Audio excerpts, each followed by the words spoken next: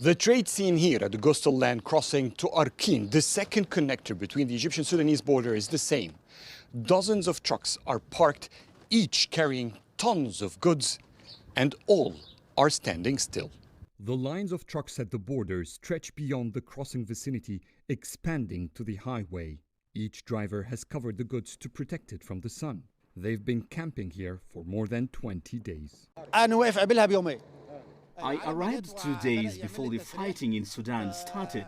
By the time my turn came to process my documents, they froze the work. We thought it would take a couple of days, the clashes would stop, and work would resume. Many trucks returned back to wherever they came from. All these trucks you're seeing here are a fraction of what is usually here to cross into Sudan.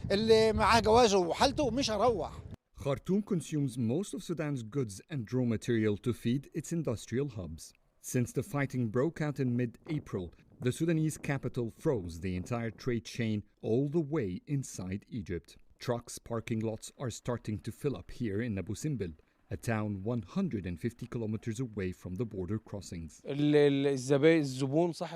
client, the owner of the goods, doesn't know what to do or where he will offload his product. He can't take responsibility of my safety or the truck's safety. No one wants to risk that or to lose millions of pounds worth of goods.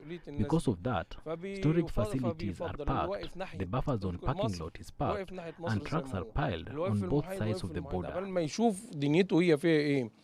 Bored of his stay here, Mohammed al-Dafrawi socializes with all the visitors to the crossing. He opens his mobile kitchen attached to his truck to prepare some tea for me and his colleagues. The border has been their home for over 3 weeks now.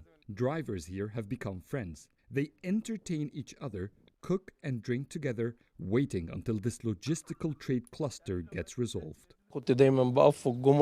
We are used to long waits. Customs could take up to 3 days to process our paperwork. They take samples of the goods and verify. This is normal, but I've never stayed waiting for more than 20 days. But not everyone here is willing to cross into Sudan if trade resumes. Of course I am afraid to cross now. No one wants to sacrifice themselves. If the owner of the goods will risk the entry, I won't. I am just waiting to get my documents to go back home. My destination is Khartoum. I have been living here next to the goods. I can't go anywhere else. And at the border, everything we buy costs at least double. We are running out of cash. After reaching a record $1.4 billion in 2022, trade between Egypt and Sudan faces its biggest crisis yet. Adel Mahroui for CGTN from the Egyptian Sudanese border.